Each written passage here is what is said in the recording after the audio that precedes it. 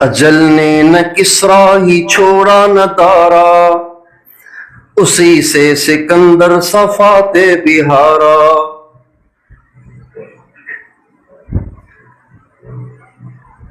اجل نے نہ کسرا ہی چھوڑا نہ تارا، اسی سے سکندر صفات بہارا۔ سکندر وہ شخص ہے کہ جس نے ساری زندگی شکست دیکھی نہیں،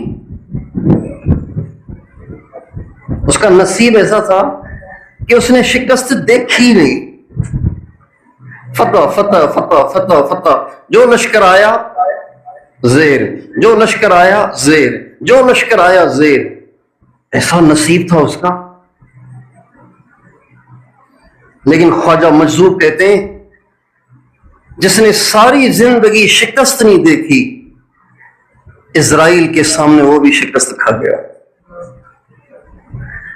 اجل نے نہ کسرا ہی چھوڑا نہ تارا، اسی سے سکندر صفات بہارا۔ جب ان کا سامنا ہوا نا، وہاں اس کی کچھ نہیں چلی۔ 30 سال کی عمر کا نوجوان تھا وہ۔ کتنی عمر تھی اس کی؟ 30 سال کی۔ 30 سال کی عمر میں ایڑیاں رگڑتا رگڑتا رگڑتا رگڑتا دنیا کو ایک خاموش پیغام دیتا ہوا دنیا سے رخصت ہوا، دنیا سے گیا کہ یہ جو لشکر ہے نا، اس لشکر سے کوئی نہیں جیت سکتا۔ اجل نے نہ کسرا ہی چھوڑا نہ تارا، اسی سے سکندر صفات بہارا۔ ہر ایک لے کے کیا کیا نہ حسرت ستارا، پڑا رہ گیا سب یوں ہی ٹھاٹھ سارا۔ پتہ نہیں کتنے لوگ کتنی حسرتیں سینوں میں لے کے مر گئے، حسرتیں پوری نہیں ہوئی، زندگی ختم ہو گئی۔ اللہ تعالیٰ نے انسان کے نفس کے اندر، آپ بیزار تو نہیں آ رہے اگر دیر ہو جائے تو؟ اگر تھوڑی دیر ہو جائے تو بیزار تو نہیں آ رہے نا؟ ہاں، بیزار نہ ہونا، ہاں بیزار نہ ہونا۔ ہر ایک لے کے کیا کیا نہ حسرت سے دھارا۔ کہتے ہیں کہ کتنے لوگ ہیں جن کی حسرتیں ان کے سینوں میں رہ گئیں۔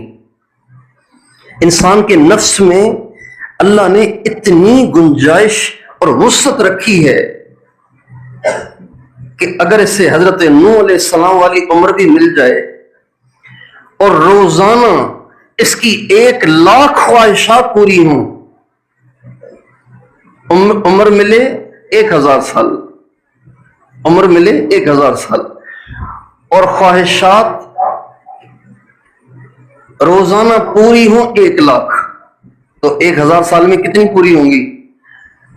مگر نفس میں اتنی وسعت ہے کہ یہ 1000 سال بیت جائیں گے، خواہشات ابھی بھی کچھ باقی رہ جائیں گے۔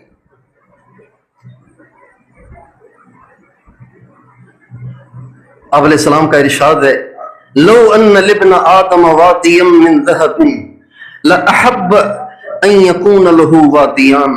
اگر کسی آدم کے بیٹے کو سونے کی پوری وادی دے دی جائے نا، وادی، وادی سمجھتے ہیں؟ وادی کہتے ہیں 2 پہاڑوں کے بیچ میں جو گیپ ہوتا ہے نا، اس کو، وہ بہت بڑا ہوتا ہے، وہ بہت بڑا ہوتا ہے، بہت بڑا گیپ ہوتا ہے۔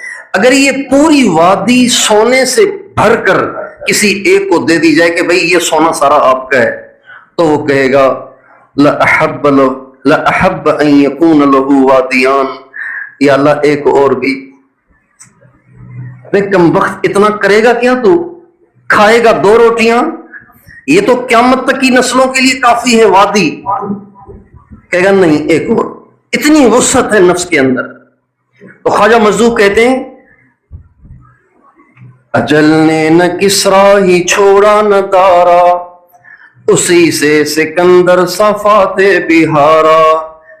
ہر ایک لے کے کیا کیا نہ حسرت سے دھارا، پڑا رہ گیا سب یوں ہی ٹھاٹھ سارا۔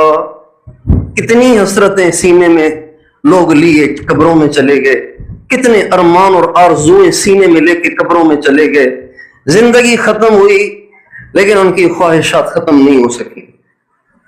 پڑا رہ گیا سب یوں ہی ٹھاٹ سارا. جس مال پہ انہیں غرور تھا، جس پیسے کی انہیں اکڑ تھی، جن گاڑیوں پہ انہیں فخر تھا، جن بنگلوں پہ انہیں ناز تھا، آج وہ سارے یہاں ہیں. تاکہ قبریں کھول کے دیکھو ان کا کیا شروع ہو پڑا ہے.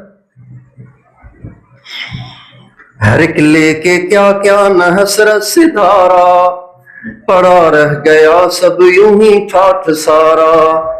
جگہ جی لگانے کی دنیا نہیں ہے، یہ عبرت کی جا ہے تماشا نہیں ہے. یہ عبرت کی جگہ ہے میرے بھائی، یہ تماشا نہیں ہے.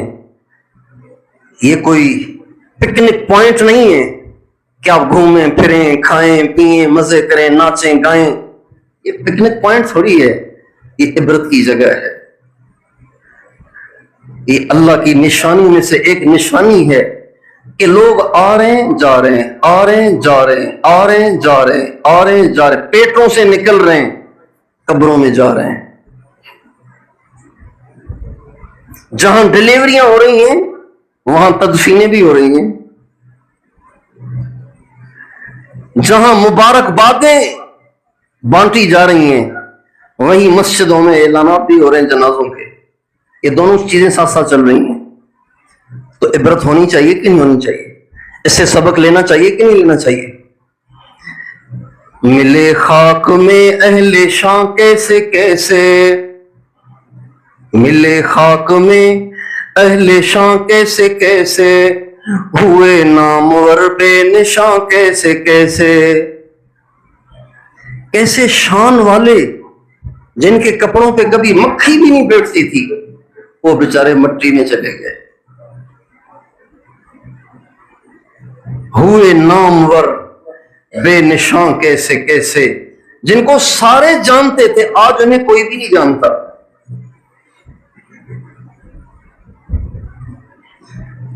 ملے خاک میں اہل شاں کیسے کیسے، ہوئے نامور بے نشاں کیسے کیسے. یہ جتنے اس وقت سوشل میڈیا پہ ہیرو بنے ہوئے ہیں اور سب سے زیادہ جن کی ویڈیوز وائرل ہوتی ہیں اور سب سے زیادہ جن کے سبسکرائبر ہیں، سب سے زیادہ جن کے ویوز ہیں، سب سے زیادہ جن کے فالوورز ہیں، انہوں نے بھی بے نام و نشان ہونا ہے. یہ اٹل حقیقت ہے. یہ چاہے کچھ بھی کر لیں، کچھ بھی کر لیں، کچھ بھی کر لیں، کچھ بھی کر لیں، کتنی نسلوں کو اپنا تعارف کرائیں گے، آخر ہی بے نام و نشان ہو جائیں گے.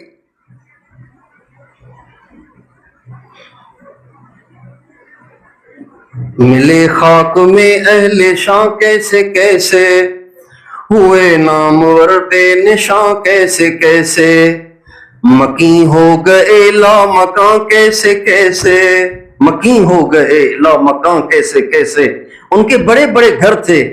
لاہور میں انہوں نے الگ بنایا ہوا تھا، پشاور میں الگ بنایا ہوا تھا، کراچی میں ان کا الگ گھر تھا، کوئٹہ میں الگ گھر تھا، اسلام آباد میں ان کی الگ کوٹھی تھی.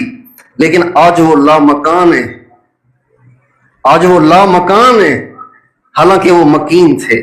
مکین ہو گئے لا مکان کیسے کیسے، زمین کھا گئی آسمان کیسے کیسے.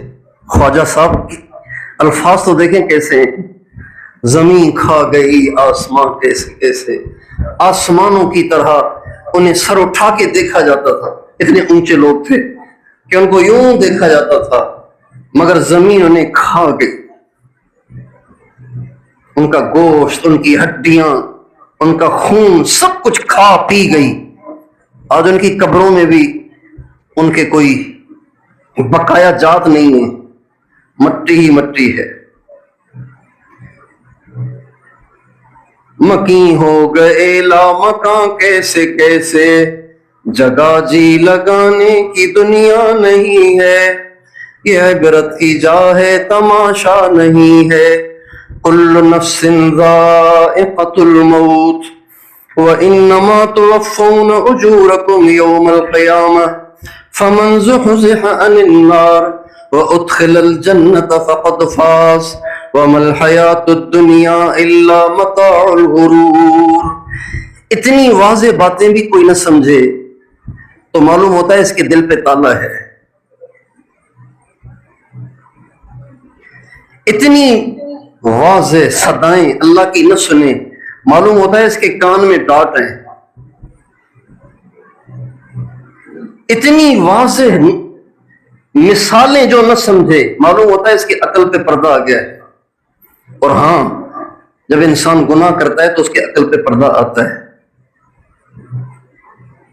جب انسان حرام دیکھتا ہے نا، حرام دیکھتا ہے تو اسے اللہ کی قدرت پر نظر نہیں آتی۔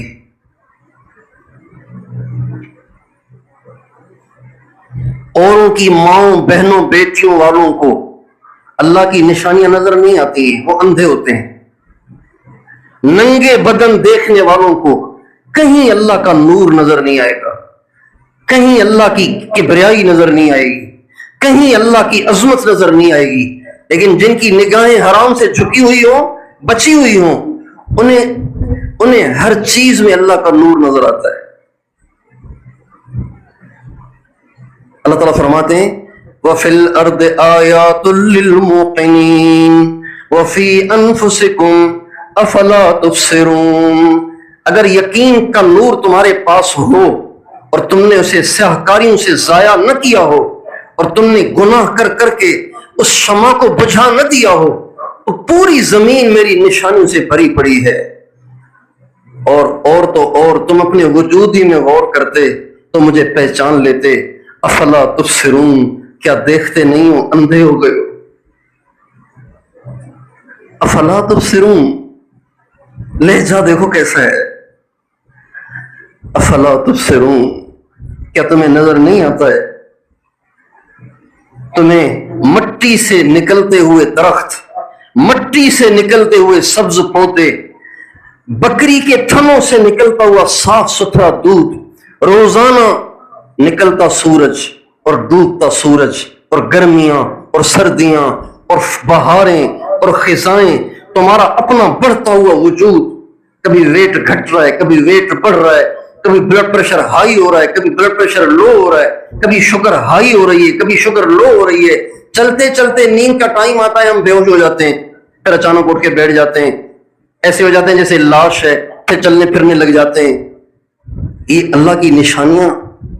کھاتے کیا ہیں، نکلتا کیا ہے؟ پیتے کیا ہیں، نکلتا کیا ہے؟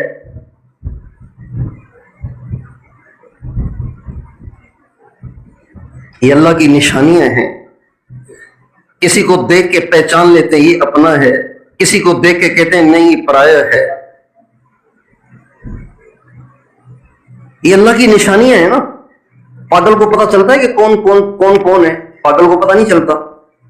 پاگل آدمی کو اپنے پرائے کا پتا نہیں چلتا۔ کسی کو پتا چل رہا ہے کہ یہ میرا ہے، یہ پرایا ہے، یہ اللہ کی نشانی ہے نا۔ وَفِي أَنفُسِكُمْ أَفَلَا تُبْصِرُونَ، کیا اپنی ذات میں غور نہیں کرتے؟ تم دیکھتے نہیں ہو، اندھے ہو گئے ہو۔ اللہ تعالیٰ ہمیں سمجھ دے اور ہمیں آخرت کی تیاری کی توفیق دے۔ ہمارا معاشرہ اس عنوان سے نا آشنا ہے۔ ہمارے معاشرے نے پیسے کا بھوت ایسا سوار کیا ہے کہ اب پیسہ ہی خدا بن چکا ہے۔ لوگ جیتے ہیں پیسے کے لیے، مرتے ہیں پیسے کے لیے، محنت کرتے ہیں پیسے کے لیے، روتے ہیں پیسے کے لیے، ہنستے ہیں پیسے کے ملنے پر۔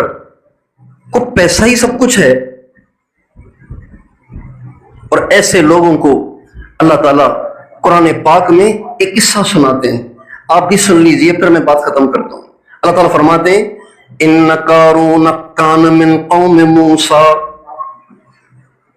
اے دنیا میں مال کی دوڑ لگانے والوں اور پیسے کے پیچھے دیوانے بن جانے والوں، آؤ میں تمہیں ایک واقعہ سناؤں۔ کس کا؟ عام آدمی کا نہیں، اس کا جو کلیم اللہ کا چچا زاد بھائی تھا۔ ان قارون کان من قوم موسیٰ، آؤ میں تمہیں قصہ سناؤں موسیٰ علیہ السلام کے کزن کا۔ فبغى علیہم، اس کو دیا تھا پیسہ، وہ باغی ہو گیا۔ اور کتنا پیسہ دیا تھا؟ وآتيناه من الكنوز ما إن مفاتحه لتنوء بالعصبة أولي القوة. اس کو اتنا پیسہ دیا تھا، پیسوں سے مراد کاغذ کے نوٹ نہیں ہے، پیسے سے مراد سونا اور چاندی ہے، اصل کرنسی یہ ہے. اس کو اتنا سونا چاندی دیا تھا کہ جن خزانوں میں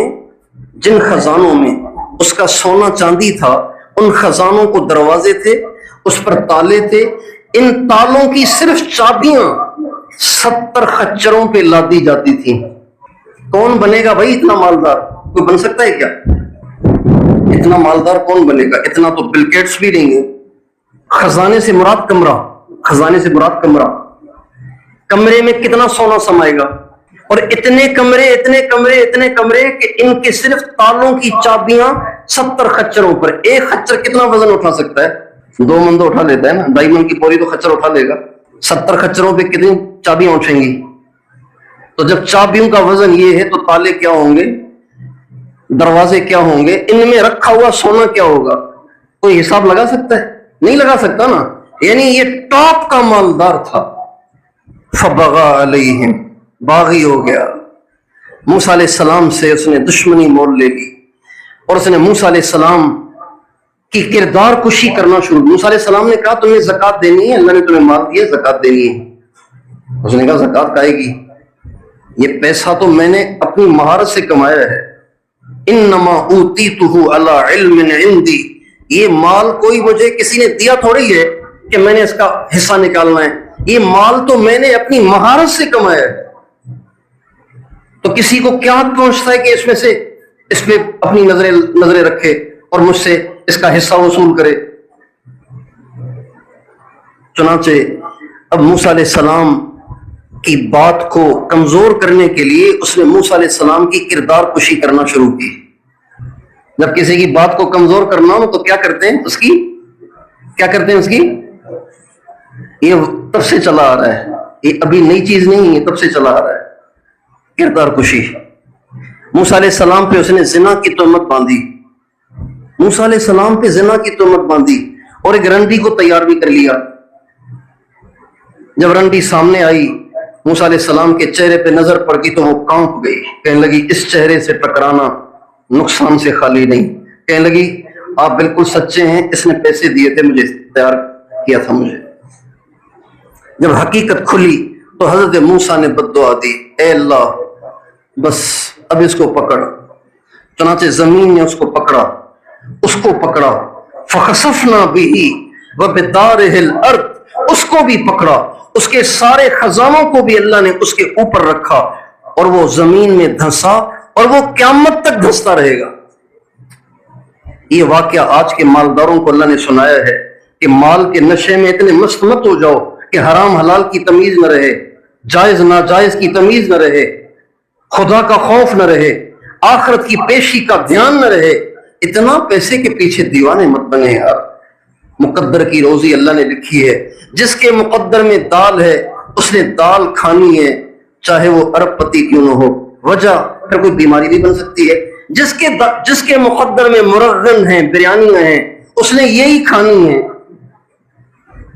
چاہے کوئی اس کو زکوٰۃ کی مد میں کھلائے، اس نے یہ کھانی ہے، اس نے وہ کھانی ہے.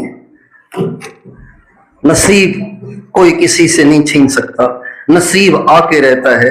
اس لیے ہمیں چاہیے کہ ہم اپنی ساری صلاحیتیں، اپنی قوتیں، اپنی سوچ اور فکر اس زندگی کو بنانے میں صرف کریں جو ہمیں کام آئے، جو زندگی ہمیشہ رہنے والی ہے، اور اس کی ذہن سازی کریں اپنے گھروں میں اس کی ذہن سازی کریں. ہمارے ماں باپ نے بچوں کو مالدار بننے کا اتنا شوق دلایا ہوا ہے کہ بچے چاہتے ہیں کہ دودھ پینے، یعنی ماں باپ چاہتے ہیں کہ دودھ پینے کے زمانے میں بھی اس کی کوئی نہ کوئی جاب ہو جائے، ایسا مزاج بنایا. پیسہ پیسہ پیسہ پیسہ پیسہ پیسہ، یہ ذہن بنائیں. بچے کا، مرد کا، عورت کا، جوان کا، پورے کا مرنا ہے، جانا ہے.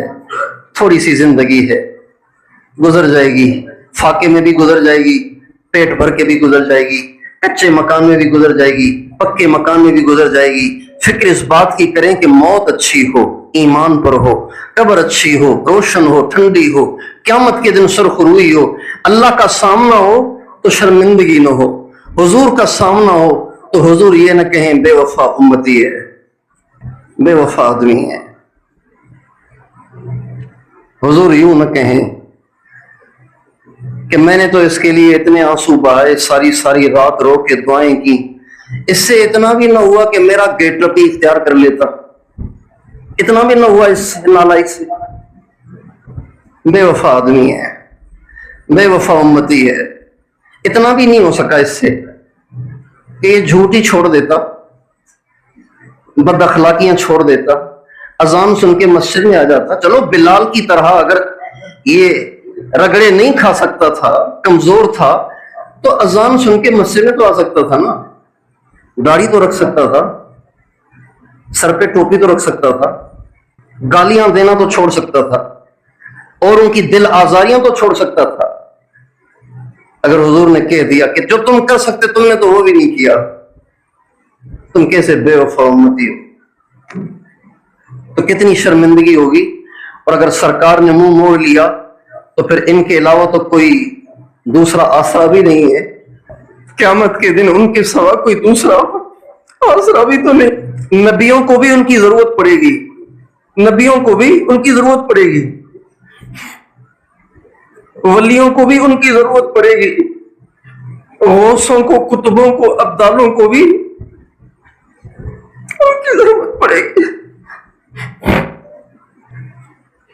ساری دنیا قیامت کے دن حضور کی محتاج ہوگی، اور یہ واحد آسرا ہوں گے۔ انت الشفیع الذی ترجا شفاعتہ علی الصراط اذا ما زلت القدم۔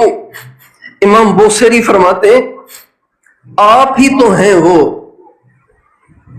نہیں، یہ ایک بدو نے شعر کہا تھا حضور کی قبر پہ آ کے، اس نے حضور کا سلام پڑھے، پھر اس نے یہ اشعار کہے، انت الشفیع الذی ترجا شفاعتہ، آپ ہی تو ہیں وہ کہ جن کی شفاعت کی امید سے ہم جیتے ہیں، اس دن جس دن پل صراط پہ پاؤں پھسل رہے ہوں گے، ماں باپ، رشتے دار، کوئی ولی بھی کام نہیں آئے گا، اس دن آپ کی شفاعت کی ہمیں امید ہے۔ آپ وہی ہیں جن کی شفاعت کی امید پہ ہم جی رہے ہیں۔ اگر انہوں نے منہ موڑ لیا تو کیا ہوگا اس دن؟ اس لیے کم از کم اپنے نبی والا گیٹ اپ تو اختیار کر لیں، ظاہر تو ویسا بنا دیں۔ کیا حضور سے زیادہ اچھا ظاہر کسی کا ہو سکتا ہے؟ کیا حضور سے زیادہ اچھا گیٹ اپ کسی کا ہو سکتا ہے؟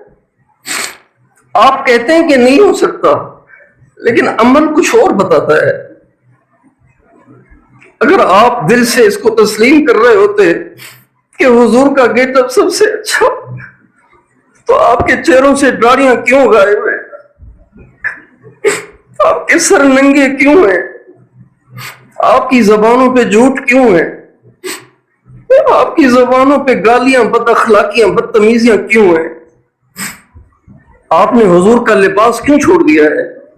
اگر سب سے اچھا گیٹ اپ حضور کا ہے تو آج تک جو کیا اس پہ توبہ کریں، آئندہ نیت کریں کہ یا اللہ ہم تجھے راضی کریں گے، تیرے نبی کو راضی کریں گے، تیری مان کے چلیں گے، تیرے نبی کی مان کے چلیں گے، اور اپنی کوئی ناجائز خواہش کی وجہ سے آپ کو، آپ کے نبی کو ناراض نہیں کریں گے۔ تیار ہیں اس کے لیے؟ پچھلی زندگی پہ سچی توبہ کر لیں اور آئندہ نیت کریں کہ بس اب میں نے مسلمان بن کے رہنا ہے، دنیا کو اچھا لگوں یا دنیا کو برا لگوں مجھے اس کی کوئی پرواہ نہیں، میں اللہ کو اچھا لگوں، حضور کو اچھا لگوں، بس میری یہ آرزو، یہ میری تمنا ہے۔ اللہ تعالی ہم سب کو اپنی نظروں میں اچھا کرے، اپنے نبی کی نظروں میں اچھا کرے۔ دنیا نے تو کسی کو بھی نہیں بخشنا، دنیا تو کسی سے بھی راضی نہیں ہوتی۔ آپ اپنے آپ کو قیمہ بھی بنا دیں گے نا تو بھی دنیا راضی نہیں ہوگی۔ آپ اپنے آپ کو اسلام سے ہی خارج کر دیں گے نا دنیا پھر بھی راضی نہیں ہوگی. اس لیے دنیا کو راضی کرنے کی بجائے دنیا کی نظروں میں ہینڈسم، سمارٹ اور خوبصورت بننے کی بجائے اللہ کی نظروں میں خوبصورت بنے. حضور کی نظروں میں یہ سارے نوجوان اپنا گیٹ اپ تبدیل کریں، اپنے نبی کے غلام بننے کا ثبوت دیں. ایسا تو کم از کم بنے نا کہ کوئی غیر دیکھے تو یہ تو کہے کہ کوئی محمد کا ماننے والا ہے. اتنا تو ہو نا کم از کم اتنا تو ہو نا. بس ختم کرتا ہوں کیا. اتنا تو ہو نا کم از کم کہ کوئی غیر دیکھے تو کہے یہ کوئی مدینے والے کا ماننے والا ہے.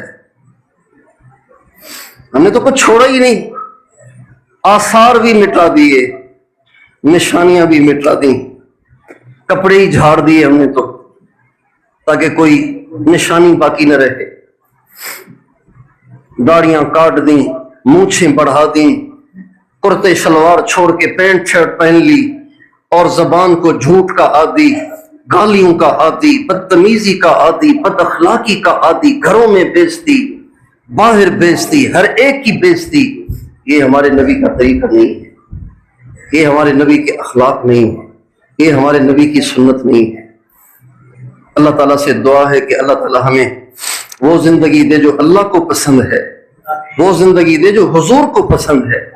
وآخر دعوانا ان الحمد للہ رب العالمین.